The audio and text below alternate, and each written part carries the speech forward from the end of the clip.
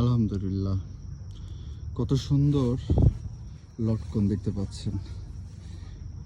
এই লটকন বাগানটি হচ্ছে নরসিংদী জেলার শিবপুর উপজেলার একটি বাগান। লটকনের জন্য বিখ্যাত এই এলাকা আপনারা হয়তো অনেকে জানেন। অনেকগুলো বাগান এলাকা আছে, অনেকগুলো লটকন একটি গাছে।